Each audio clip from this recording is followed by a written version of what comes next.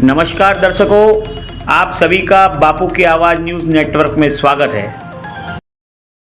साथियों, हमारा चैनल गांव में जाके कोने कोने में जाके सबकी खबर दिखा रहा है। उसी प्रकार आज हमारे चैनल के साथ खास बातचीत करने के लिए मौजूद है कावड़े जी, जो कि एकता कला समाज के संयोजक एवं संचालक है। हम इनसे आज बातचीत करेंगे। इन्होंने जो इतना बड़ा मंच खोला है, उसका क्या उद्देश्य है, उसकी प्रेरणा कैसे मिली, हम इनके साथ आज अनेक मुद्दों पर चर्चा करने वाले हैं। कावड़े जी, सबसे पहले आपका बापू की आवाज न्यूज नेटवर्क में स्वागत है। नमस्कार जी, आपका भी स्वागत है। क्या बताओगे, आपने इतना बड़ा मंच खोले हो, जहाँ तक कि यहाँ गोंदिया के इतिहास में पहली बार हुआ है ये सब, इसका क्या उद्देश्य है? आज ऐसे संस्थानों की आज समय की मांग है, हम्म। क्योंकि विवाह आज एक बहुत कठिन ज्वलंत समस्या है। एक दामाद और एक बहू खोजना कितना कठिन काम है, उस माता पिता को ही मालूम पड़ता है। लेकिन हमने इन सब परिस्थितियों को साकार करने के लिए हम इस मंच का मालूम नहीं कहाँ से सब आया है, ये सब गॉड गिफ्ट है। क्योंकि जिस विषम परिस्थितियों में हमने काम शुरुआत की, क्योंकि हम हमारा कुछ भी जनाधार नहीं था, हमारा अस्तित्व नहीं था, लेकिन हमने अपने आप को न हारते हुए इसको हम तैयार किया है। अच्छा। आज घर बैठे मैंने आज तक के हजारों बेटा बेटों की विवाह करा दिए और साथ साथ में अब मैं व्हाट्सएप फेसबुक के माध्यम से व्हाट्सएप के माध्यम से हम पीडीएफ बनाकर हर माह के 15 दिन में 50-60 बेटा बेटियों के हम पीडीएफ तैयार करके समाज को प्रसारित करते हैं, जिसके तहत आज घर बैठे किसी को भी दामाद बहू खोजना सरल हो गया है। आज मैंने कम से कम पिछले 6 माह में जनवरी से आज अगस्त माह का दूसरा सप्ताह हो गया है, अब तक के 650 बेटा बेटियों को मैंने पीडीएफ के माध्यम से प्रमोट किया है। ये एक मेरे लिए बहुत बड़ी उपलब्धि है और इसका सारा श्रेय मेरे बड़े भ्राता प्रकाश जी जायसवाल को जाता है। अच्छा, इसका प्रेरणा स्रोत तो मेरे सबसे बड़े प्रेरणा स्रोत प्रकाश जी जायसवाल मेरे पिता के स्वरूप है। मैं जिसकी स्तुति जितना भी करूं उतना कम है। प्रकाश जी ने अपने पापा के पुण्य पावन स्मृति में एक मुझे हाल जो दिख रहा है आपको, ये इन्होंने अपने पापा के पुण्य पावन स्मृति में जब तक बेटा करना चाहते हो करो, तो यहाँ पे मैं इस हर माह के दूसरे रविवार को उच्च शिक्षित लोगों के लिए जैसे डॉक्टर इंजीनियर्स के लिए मैंने किया है। और फिर चौथा रविवार एक विधुर विधवा के लिए, जैसे एक यदि विवाह अवस्था में कोई विधुर हो गया है, विधुर विधवा हो जाते हैं तो उनके जीवन में अंधकार छा जाता है। ऐसी अवस्था में उनका लाइफ पार्टनर कुछ ना हो, इसलिए मैंने उसको चौथा रविवार, तो जैसे चौथे रविवार को विधुर विधवा घटस्फोटित कम पढ़े लिखे के साथ साथ में काले दाग सफेद दाग वाले ऐसे लोगों के लिए हमने एक। अच्छा, मैं एक सवाल करना चाहूंगा। आपने जैसे कि अभी कहा कि हम पीडीएफ के माध्यम से, आई मीन सोशल मीडिया के माध्यम से जो है पीडीएफ वगैरह भेजने का काम करते हैं। तो क्या आपने कभी प्रत्यक्ष मिलन किया है? क्या आप ऐसा करते हो, और ऐसा करते हो तो उसका क्या उद्देश्य?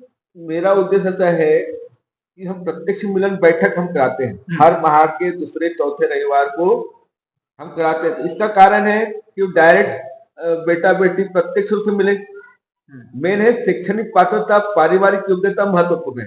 हम किसी को ऐसा नहीं कि किसी को भी कुछ भी दिखा दिया, किसी को शैक्षणिक योग्यता, पारिवारिक योग्यता ये महत्वपूर्ण है।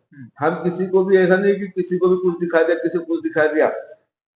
हम यहाँ पर प्रत्यक्ष मिलन बैठक कराते हैं ताकि वो स्वयं बेटा बेटी परस्पर मिल सकते हैं, चर्चा कर सकते हैं, संवाद कर सकते हैं और अपना लाइफ पार्टनर खुद ही चुन सकते हैं। हमारा कुछ भी रोल नहीं है, हमारी भूमिका केवल पोस्टमैन की है।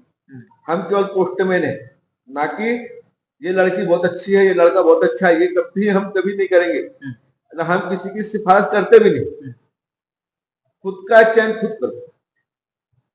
हमारी भूमिका इतना है कि पर यहाँ सोशल मीडिया के माध्यम से समाज के बेटा बेटियों को इकट्ठा हो जाते हैं, ताकि क्या होता है, हर बेटा बेटी अपना परिचय, अपना बायोडाटा मेरे पास में दे देते हैं, तो उनका रजिस्ट्रेशन हो जाता है, जिसके तहत उनका भी पीडीएफ में हर 15 दिन में एक बनाते हैं, जिसमें 50-60 बेटे बेटियां होते हैं, जिससे उनका घर बैठे कैंपेन होता है कि हाँ ये किसकी बेटी है, किसका बेटा है। ये तो मालूम होता है कि मुझे लोग मुझे बोलते हैं कि भैया ये लड़की पसंद है, ये लड़का पसंद है, तो हम उनकी प्रत्यक्ष मिलन बैठक कराने की व्यवस्था करा दी है। बहुत बड़ा अपने पास आज 150-200 लोग बैठ सकते, इतना बड़ा हॉल है अपने पास में। नहीं, इसका सारा श्रेय मेरे बड़े भ्राता प्रकाश जी जायसवाल को जाता है, पूरे जायसवाल परिवार, जैसे रोशन जायसवाल जी है, दीपक जायसवाल जी है, प्रदीप जी है, ये मेरे देव स्वरूप, मेरे मेरे भगवान है। वो आज मेरे लिए भगवान ही है। इन्होंने आज जो कुछ मुझे दिया है, आज जो प्लेटफॉर्म जो दिया बनाया हो, हमारे पिताजी रामदेव जी जायसवाल, इनके पुण्य पावन स्मृति में मैं कराता हूँ। और ऐसा नहीं कि, और मैं जैसे हर माह के दूसरे रविवार को, चौथे रविवार को देते हैं, बाकी दिन हम क्या करते हैं, किसी के घर में आना है, जाना है, बैठना है, उठना है, वो काम करते हैं। अच्छा, मुझे बताइए कि आप इसके पहले योगी थे, आप योगा सिखाते थे, लेकिन आपके दिमाग में यह सडनली कैसे विचार आ गया कि हमने युवक युवतियों के घर बसाए? नहीं, ये मेरा बहुत पुराना 93 से मेरा एक जुनून है। एक मेरा जुनून ही कहा जाएगा, क्योंकि मैंने पहली शादी 93 में करवाई थी। 93 में पहली शादी हमारे घर मालक की बेटा बेटी का मैं शादी करवा दिया था। उसके बाद में ऐसे जुनून सा पड़ता था, पहले मामा, चाचा, बाबा, भैया, इस हिसाब से हम जाते थे। लेकिन आज हम एक छोटा सा प्लेटफॉर्म बना दिया। आज मेरी पहचान आज राष्ट्रीय लेवल पे हो चुकी है। अच्छा, उसका क्या राज है? आज आपकी चर्चा पूरे कोने कोने में हो रही है। साथियों, मैं आपको बता दूं कि यहाँ जो कावड़े जी थे, कुछ दिनों पहले योगा पढ़ाते थे, और आज इनका नाम पूरे राज्य में गूंज रहा है। इनके कामों की बहुत ही सराहना हो रही है। हम इनसे जानने का प्रयास करेंगे इसका राज क्या है। इसका राज क्या है मेरा, मैंने आज अपने 365 दिन 24 घंटे राष्ट्रहित में, समाज हित में कार्य कर रहा हूँ, और मेरे मन में कभी छल कपट नहीं है। मेरा एक ही उद्देश्य है, मेरी योजना है, मेरा विजन एक कल्याणकारी है। मेरा एक इस कार्य में पूरा अपने आप को झोंक दिया है, पूरी निष्ठा, पूरा समर्पण मैंने इसको दे दिया है। मैंने अपने आप को समाज के कार्य के लिए झोंक दिया है। मैंने अपना पूरा समर्पण ही समाज हित में कर दिया। अच्छा, आपका क्या लक्ष्य है? मेरा एक लक्ष्य है कि जो समय की मांग ऐसा है, क्योंकि मेरा लक्ष्य यही है कि किसी माता पिता को तकलीफ ना हो।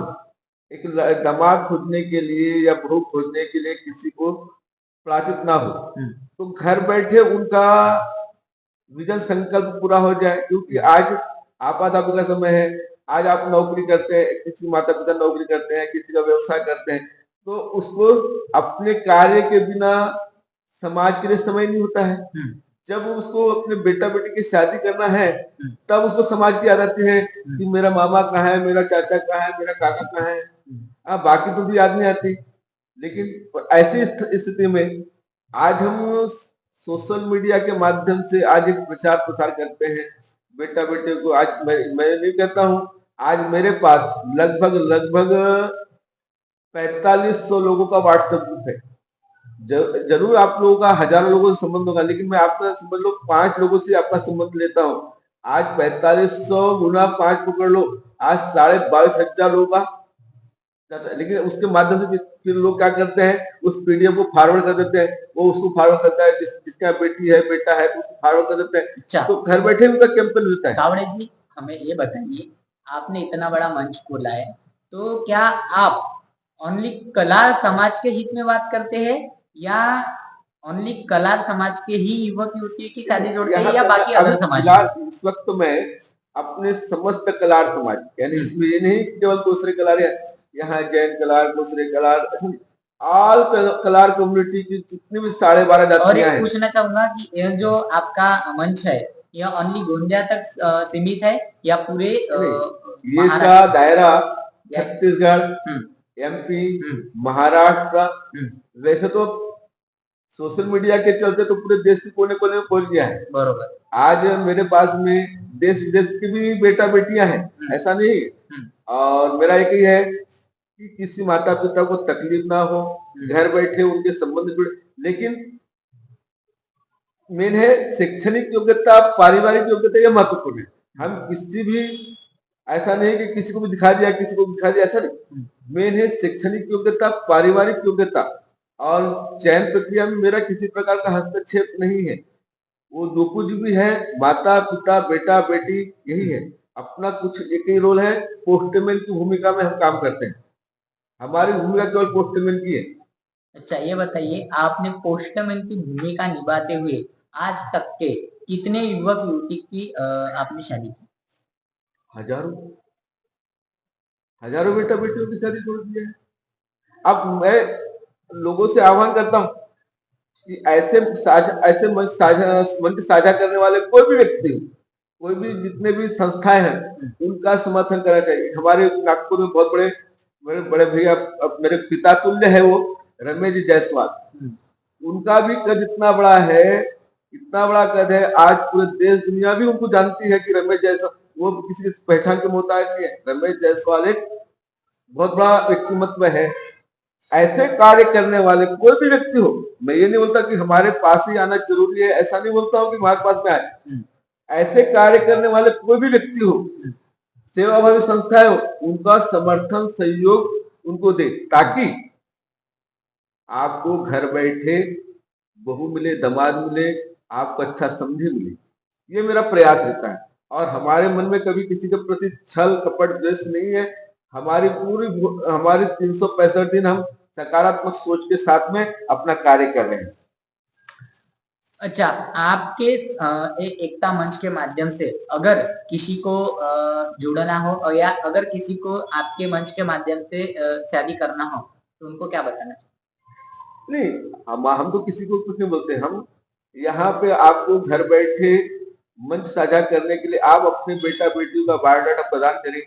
और यहाँ पर जब भी हम जैसे हर माह के दूसरे माह रविवार को हाई एजुकेशन के लिए करते हैं, चौथा रविवार विधुर विभाग के लिए करते हैं, उस मंच के दिन आप आ जाए और अपना खुद का चयन खुद कर लें।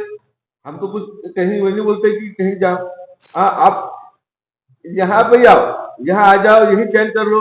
फिर आप जैसे यहाँ पे मुलाकात होने आने के पश्चात में आप अगले थर्ड पार्टी को निमंत्रण दे सकते हैं, भैया आपकी बेटी हमको पसंद है, आपका बेटा पसंद है। हम तो आप खुद चयन कर सकते हैं, हमारा कुछ भी रोल नहीं है। डॉक्यूमेंट क्या क्या देना है? नहीं, हमें डॉक्यूमेंट्स केवल बायोडाटा, फोटोग्राफ्स, बस। बाकी चयन प्रक्रिया करना है तो आप अपनी जानकारी जो भी है थर्ड पार्टी से आमने सामने। अच्छा, इसकी कुछ फीस वगैरह है? एक नामिनल शुल्क। अब क्या हमको क्या पैसा ले सकते हैं? एक नामिनल शुल्क लेते हैं, 500 1000 रुपये ले लेते हैं, बस हो गया। ऐसा कुछ ही नहीं है। हमने तो केवल अपना जीवन को, क्योंकि मैंने आज 365, मेरे पास में जॉब नहीं है, मैं आज अपने आप को 365 दिन आपको दे रहा हूँ। मैं पहले जॉब करता था, जॉब नहीं कर रहा हूँ। आज राष्ट्र हित में, समाज हित में अपने आप को झोंक दिया, तो मुझे मेरे उदर निर्वाह के लिए कुछ थोड़ा सहयोग चाहिए, इसलिए वो सहयोग ले लेता हूँ, बस। बाकी ऐसा कुछ नहीं है। फिर आना है, जाना है, बैठना है, उठना है, ऐसा कुछ नहीं है। और बस मुझे आप सहयोग प्रदान करें, आपको घर बैठे दामाद मिलेगा, इसकी मेरी वारंटी है। हाँ, इतनी गारंटी मेरी है कि आपको यहाँ पे मेरे पास में आने के बाद आपकी शादी होना निश्चित है, सुनिश्चित है। अच्छा, तो आप गोंदिया जिले के समस्त कलार भाइयों को कुछ आह्वान या कुछ कहना चाहोगे? मैं उनसे यही आह्वान करना चाहता हूँ, आप सकारात्मक सोच के साथ में हमारे साथ जुड़िए। ऐसा नहीं है कि केवल जिसके पास में होगा वो देगा, जिसके पास नहीं वो क्या देगा। आज हम हर गुरुवार को निःशुल्क विवाह भी कराते हैं। ऐसा तो है नहीं कि केवल हम पैसे के लिए यहाँ बैठे हैं, पैसे के लिए नहीं बैठे हैं। आज मेरे उद्देश्य एक ही है कि आपको घर बैठे दामाद मिले, घर बैठे बहू मिले, यही मेरा सपना है, बाकी दूसरा कुछ नहीं। साथियों, यहाँ थे विजय कावड़े जो कि एकता कला समाज मंच के संयोजक हैं। हमने इनसे बातचीत की है।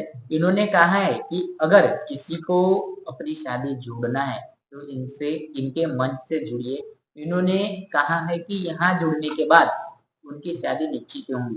साथ ही यहाँ लगने वाले डॉक्यूमेंट भी इन्होंने बताए। साथियों, मैं आपको बता दूं कि यहाँ जो थे पहले योगी थे और अब राष्ट्रहित में अपना संपूर्ण जीवन समर्पित कर चुके। साथियों, हम आपको इसी प्रकार के अनेक इंटरव्यू दिखाते रहते हैं। हमारे चैनल के इंटरव्यू, हमारे चैनल की खबर देखने के लिए बापू की आवाज न्यूज नेटवर्क को लाइक करें, सब्सक्राइब करें और बेल आइकन पर प्रेस करना ना भूलें।